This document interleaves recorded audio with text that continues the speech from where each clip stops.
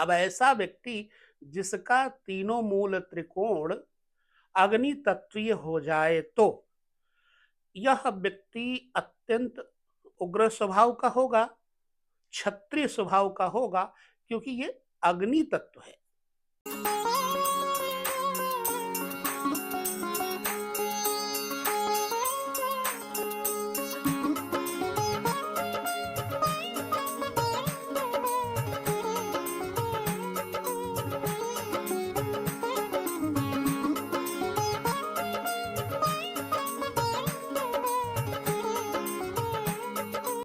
सभी दर्शकों को जय श्री कृष्ण।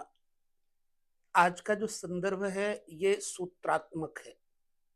ज्योतिष में अगर आपको सूत्र पूर्ण रूपेण समझ में आ जाए तो फिर आपको फलादेश करने में कोई कठिनाई नहीं होगी। अब वो सूत्र क्या है, ये हम अपने जो दर्शक हैं, कई विद्यार्थी भी हैं, उनके लिए हमने चयन करके ये विषय दिया है। अब इस विषय को जब तक आप पूरा नहीं देखेंगे समझ नहीं पाएंगे। देखिए, आपको समझना चाहिए राशियों की जो तत्व संज्ञाएं हैं। जब उन तत्व संज्ञाओं को आप समझ लेते हैं तो किसी व्यक्ति के अंदर कौन सा तत्व कितना विद्यमान है उसे आप भली प्रकार फलादेश करके बता सकते हैं। तत्व क्या है? अग्नि, पृथ्वी, वायु, जल। अब इसमें राशियां और ग्रह तथा दिशाएं यहां इकट्ठे ही हमें जानने में आएंगे। चार विषय। उसके लिए पहले हम आपको समझाते हैं कि ये तत्व, जैसे अग्नि तत्व की राशियां, पहले देखिए। अब अग्नि तत्व की राशियां कौन सी हैं? मेष, सिंह और धनु, ये अग्नि तत्व की राशियां हैं। जब मेष, सिंह, धनु की अग्नि तत्व राशियां हैं तो अग्नि तत्व ग्रहों को भी समझना चाहिए। जैसे मेष का स्वामी है मंगल, तो ये क्या हो गया? अग्नि तत्व हो गया। ठीक। और ये पूर्व दिशा की स्वामी है। यह राशि, मेष राशि, पूर्व दिशा की स्वामी है। तथा सिंह राशि भी पूर्व दिशा की स्वामी है और धनु भी पूर्व दिशा की स्वामी है। अग्नि तत्व राशियां जो हैं वो तीन हैं। तो पहली राशि मेष के जो स्वामी हैं मंगल हैं, दूसरी राशि सिंह के स्वामी सूर्य हैं और तीसरी राशि धनु के स्वामी कौन है? देवगुरु बृहस्पति हैं। अब जब किसी व्यक्ति की कुंडली में अग्नि तत्व की राशियों का समावेश मूल त्रिकोण से हो जाए तो क्या फायदा और क्या नुकसान करती है, हमें यह समझना चाहिए। सबसे पहले अपनी जन्म कुंडली में देखिए कि आपका लग्न, दूसरा आपका पंचम भाव, तीसरा आपका नवम भाव।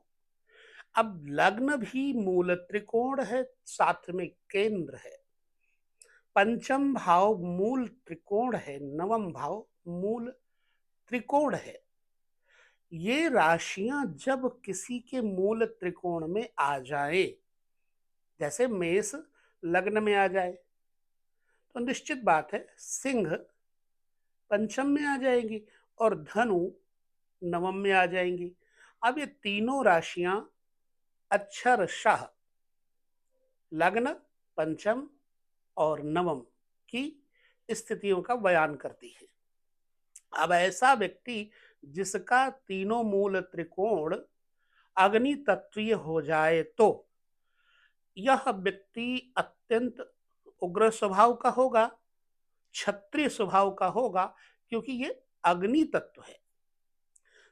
जब मूल त्रिकोण से इनका ज्वाइंट हो जाएगा तो जातक नीति, नियम, अनुशासन और अनुग्रह, शक्तिशाली अनुग्रह करने की भी क्षमता रखता है। जो बलवान है वही किसी पर दया कर सकता है।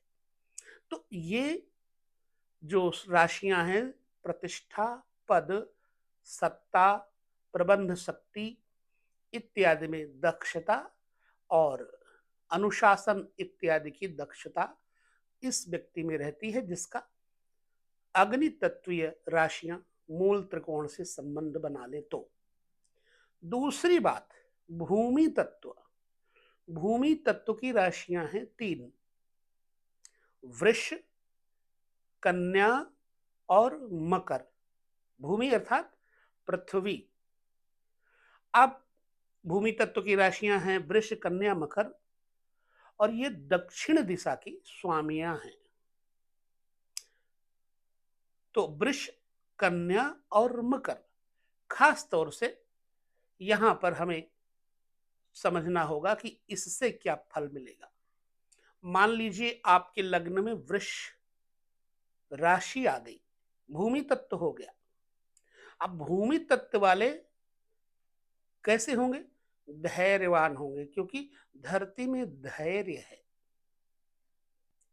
और व्यवहार करने की क्षमता होती है। ऐसा व्यक्ति यथार्थवादी होता है, सत्य यथार्थ देखता है। चूंकि वैश्य वर्ण की ये राशियां हैं, तो उस व्यक्ति को जिसका कि लग्न में वृष अथवा कन्या अथवा मकर, वृष, कन्या, मकर, तीनों ही भूमि तत्व की राशियां हैं।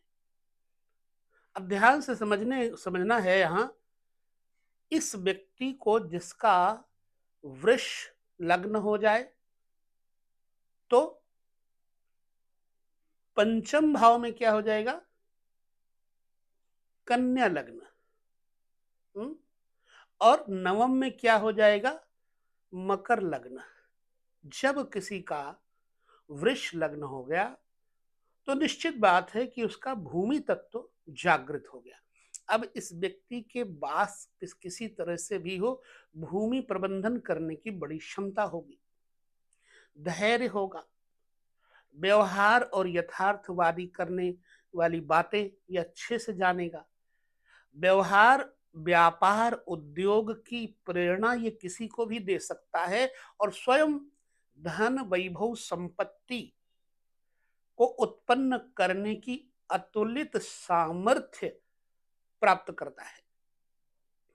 अब ऐसा व्यक्ति कैसा होगा? प्रबंधन शक्ति में सफल होगा, कुशल होगा, लेकिन यह व्यक्ति धन का लोभी होता है, लालची प्रकृति का होता है। अब हो गई कितनी? पहले मैंने अग्नि तत्व की बात की, फिर पृथ्वी तत्व की बात की। अब रह गए 2 तत्व। एक है वायु तत्व। आकाश तत्व की चर्चा हम बाद में करेंगे, उसमें राशियां नहीं है, उसमें खाली ग्रह हैं। तो साहब, मिथुन, तुला और कुंभ ये राशियां हैं वायु तत्व की। जब मिथुन, तुला और कुंभ राशियां मूल त्रिकोण से कोई संबंध रखेंगी तो जिसका मिथुन लग्न आएगा उसका तीनों मूल त्रिकोण, 3 यानी कि लग्न, फिर पंचम, फिर नवम।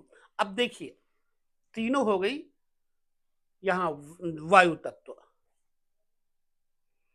अब इनमें कल्पना शक्ति बहुत होती है।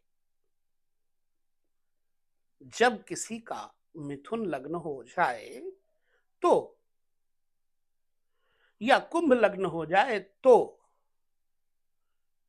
या फिर तुला लग्न हो जाए तो, कितना सटीक आपको समझ में आ रहा होगा। अगर मिथुन लग्न है, वायु तत्व हो गया, तो आप कल्पनाशील हैं। ये जो राशियां होती हैं, ये पश्चिम दिशा की स्वामिनी होती है। ठीक। शनि, राहु, केतु, ये ग्रह वायु तत्व से संबंध रखते हैं। और इससे पहले जो मैंने बताया था कि भूमि तत्व, उसमें खास तौर से बुध धरती तत्व के हैं।